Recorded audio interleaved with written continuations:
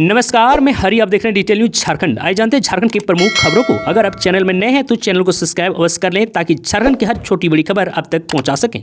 हेमंत सोरेन सरकार ने झारखंड के 39.44 लाख लोगों के बिजली बिल कर दिए माफ। दरअसल आपको बता दूं, झारखंड के हेमंत सोरेन सरकार ने 39.44 लाख लोगों को बड़ी खुशखबरी दी है। गुरुवार को प्रोजेक्ट भवन में मुख्यमंत्री हेमंत सोरेन की अध्यक्षता में झारखंड कैबिनेट की बैठक हुई। इसमें 39,44,389 लोगों के बिल माफ करने के प्रस्ताव को मंजूरी दे दी गई है। आपको बता दूं, सरकार के इस फैसले से खजाने पर 3,584 करोड़ रुपए का बोझ आएगा। आपको बता दूं कि कैबिनेट की बैठक के बाद कैबिनेट सचिव वंदना दांडेल ने यह जानकारी दी है। आपको बता दूं कि झारखंड सरकार की कैबिनेट में आज 44 प्रस्तावों को मंजूरी दी गई है। इसमें शहीद होने वाले राज्य के अग्निवीर के आश्रितों को आर्थिक मदद के साथ साथ सरकारी नौकरी देने का भी निर्णय लिया गया है। मुख्यमंत्री हेमंत सोरेन पहले ही इसकी घोषणा कर चुके थे, लेकिन कैबिनेट की बैठक में इस आशय के प्रस्ताव को मंजूरी दे दी गई है। वहीं कैबिनेट की बैठक के बाद हेमंत सोरेन ने पत्रकारों से कहा कि उनकी सरकार संवेदनशील सरकार है, आदिवासी, पिछड़े, दलित और अल्पसंख्यकों के बारे में सोचने वाली सरकार है। उन्होंने गरीबों के बिजली बिल माफ कर दिए हैं। अग्निवीरों को झारखंड पुलिस की तरह सम्मान देने का भी फैसला किया गया है। आपको बता दूं कि हेमंत सोरेन कैबिनेट की बैठक में लिए गए फैसलों को ऐतिहासिक करार दिया है। कहा है कि उनकी सरकार ने रसोई और पोषण सखी के बारे में भी संवेदनशीलता का परिचय दिया है। सरकार ने झारखंड की महिलाओं को दुख दर्द को समझा है, उनकी हित में ऐतिहासिक फैसला लेते हुए अपनी संवेदनशीलता दिखाई है। झारखंड के सरकारी कर्मचारी की बल्ले बल्ले, हेमंत सोरेन सरकार ने इतना बढ़ा दिया महंगाई भत्ता। दरअसल आपको बता दूं, झारखंड के पूर्व मुख्यमंत्री चंपा सोरेन के भारतीय जनता पार्टी आने की भाजपा में शामिल होने से पहले हेमंत सोरेन की कैबिनेट ने गुरुवार आने की 29 अगस्त को कई बड़े फैसले की मंजूरी दे दी है।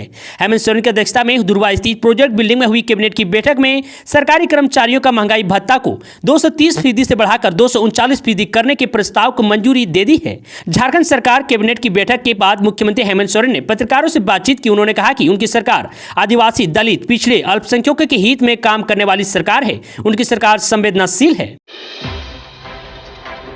चंपा सोरेन की जगह रामदास सोरेन होंगे नई मंत्री। घाटी शिला से जेएमएम के हैं विधायक, तो वहीं आज लेंगे रामदास सोरेन शपथ ग्रहण। दरअसल आपको बता दूं, पूर्व मुख्यमंत्री चंपा सोरेन के जेएमएम छोड़ने के एक दिन के अंदर ही हेमंत कैबिनेट में दूसरे मंत्री को जगह मिल गई है। चंपा सोरेन की जगह अब रामदास सोरेन नई मंत्री होंगे। वे आज सुबह 11 बजे शपथ लेंगे। रामदास सोरेन ने खुद इनकी पुष्टि की है। उन्होंने कहा कि देर शाम वो रांची के लिए निकलेंगे।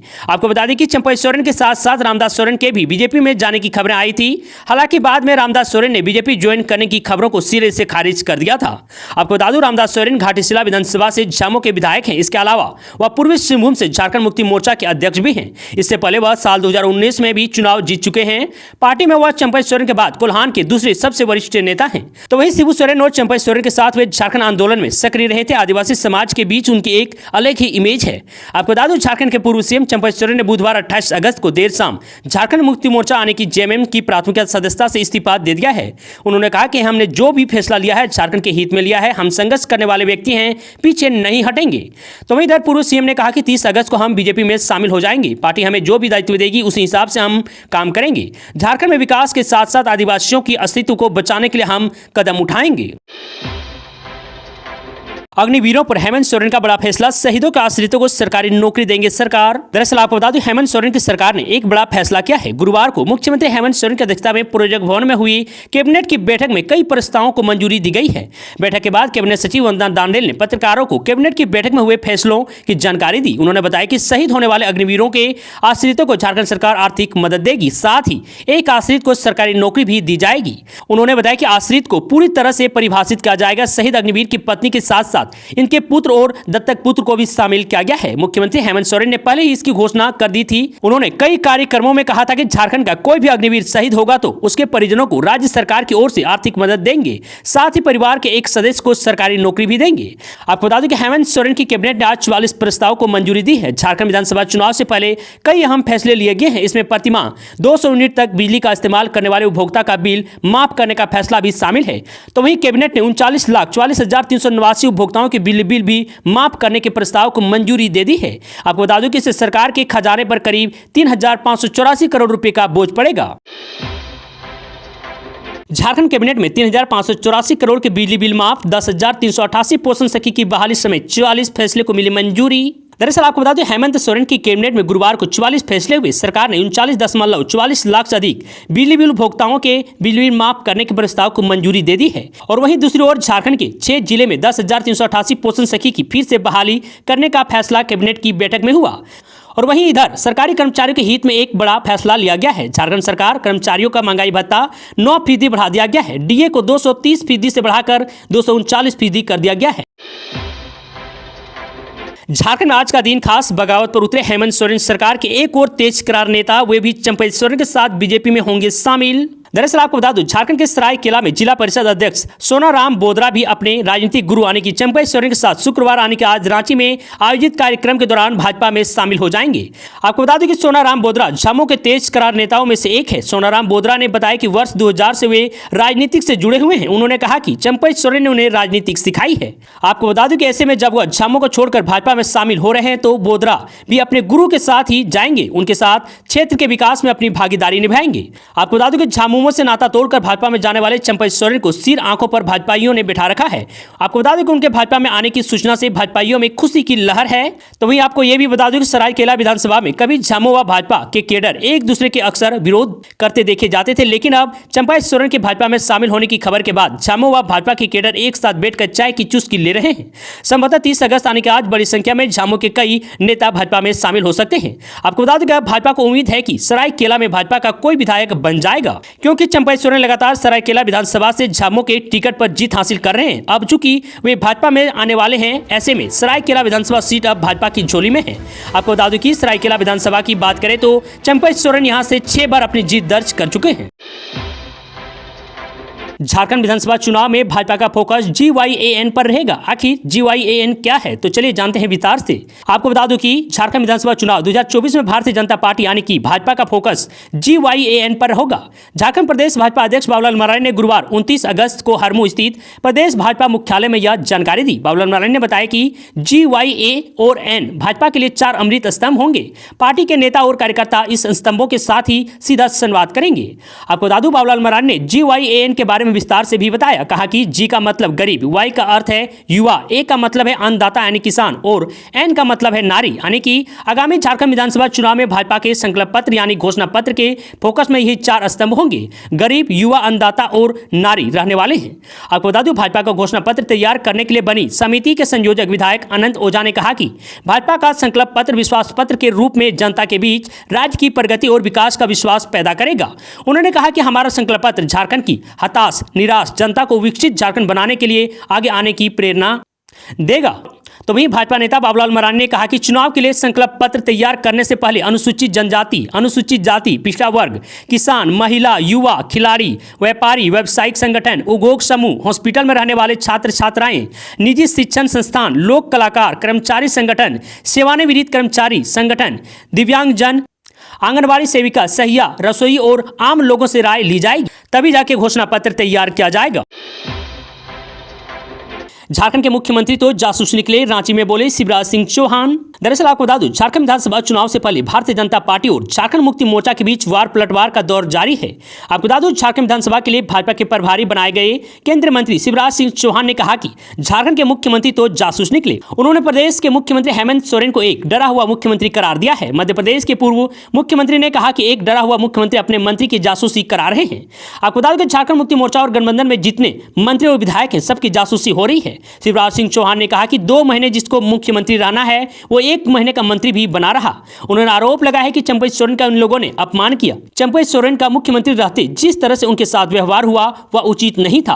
वह अच्छा काम कर रहे थे, झारखंड को पटरी पर लाने की उन्होंने कोशिश की, गलत काम को रोका, उसका बदला उन्हें चुकाना पड़ा। अपमानित होकर उन्हें इस हद तक आहत किया गया कि झारखंड को बचाने के लिए चंपई सोरेन ने जेएमएम छोड़ दी। जेएमएम तो अब जासूसी मोर्चा हो गया है। उत्पाद सिपाही की भर्ती में 60 से अधिक बेहोश, तो वहीं एक की हुई मौत। पलामू के अस्पताल में फर्श पर पड़े हैं अभ्यर्थी, डॉक्टर बोले नहीं है बेड, तो वहीं 2 को रिम्स रेफर कर दिया गया है। आपको बता दूं, झारखंड में उत्पाद सिपाही की भर्ती हो रही है। पलामू में भी दौड़ में शामिल होने के लिए न सिर्फ झारखंड से बल्कि दूसरे राज्यों से भी लोग आए हैं। 3 दिन में 60 से अधिक लोग इस दौड़ में शामिल होने के दौरान बेहोश हो चुके हैं। आज एक की मौत की खबर भी सामने आई है, हालांकि उस युवक की पहचान अब तक नहीं हो सकी है।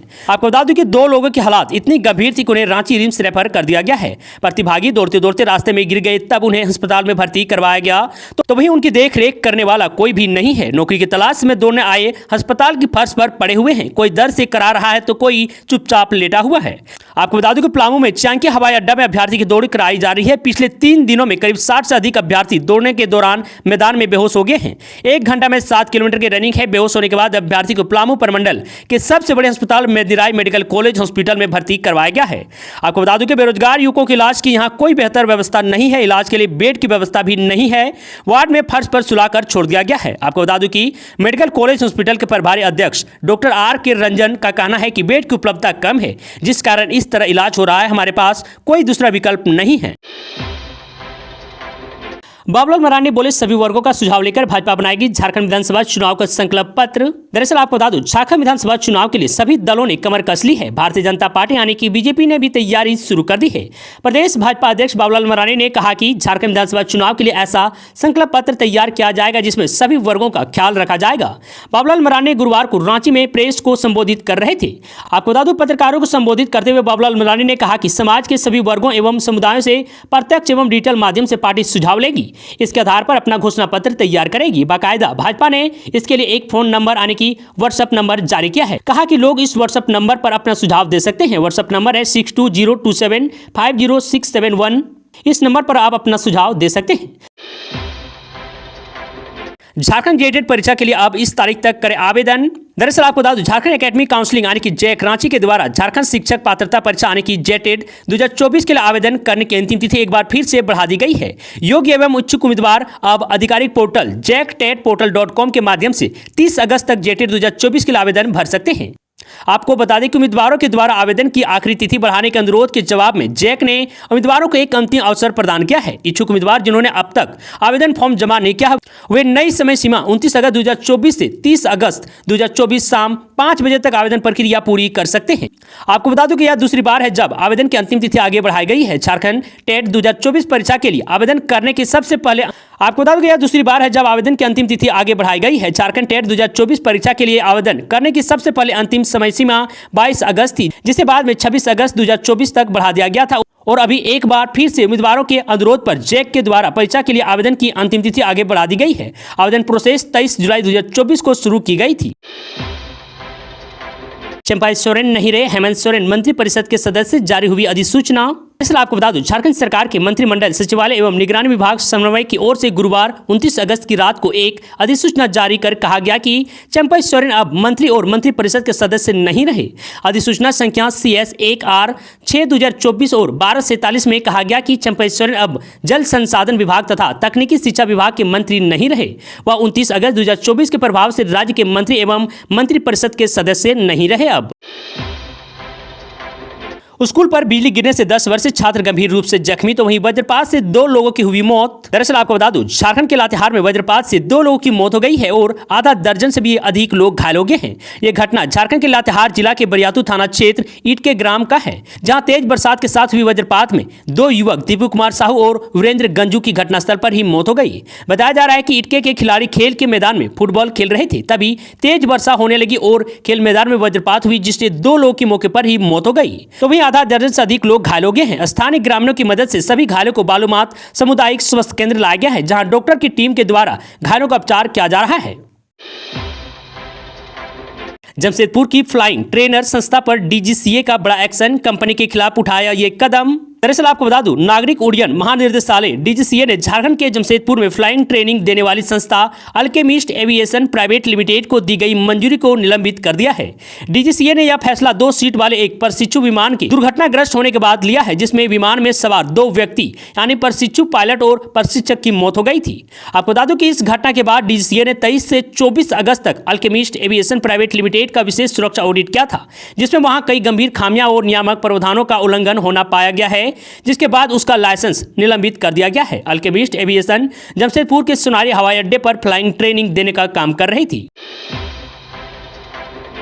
चतरा की नदी की तेज धार में बही वृद्ध महिला। दरअसल आपको बता दूं, चतरा जिले के कन्हाचट्टी प्रखंड के धवैया गांव में उफनी नदी की तेज धार में बह जाने से एक वृद्ध की मौत हो गई। मृतक व्यक्ति का नाम चंद्रिका तुरी है। बताया जाता है कि वह दिहाड़ी मजदूरी करने के लिए नदी के उस पार वाले गांव में गया हुआ था। काम समाप्त कर वह घर लौट रहा था। इसी दौरान तेज बारिश होने लगी। बारिश के दौरान ही वह नदी पार करने लगा। जैसे ही वह बीच नदी में पहुंचा तो वैसे ही अचानक नदी का जल स्तर बढ़ गया और वह पानी की तेज धार में बह गई। जब पूरी रात वह घर नहीं आई तो लोग सुबह उसे ढूंढने निकले। इसी क्रम में नदी में भैंस धोने के क्रम में चरवाहों को बालू में एक व्यक्ति का हाथ दिखाई दिया। आपको बता दूं कि बालू हटाने पर वह चंद्रिका तुरी का मृत शरीर निकला। घटना की सूचना स्थानीय लोगों ने राजपुर थाना पुलिस को दिया। पुलिस मौके पर पहुंचकर शव को कब्जे में लेते हुए पोस्टमार्टम के लिए सदर अस्पताल चतरा भेज दिया है।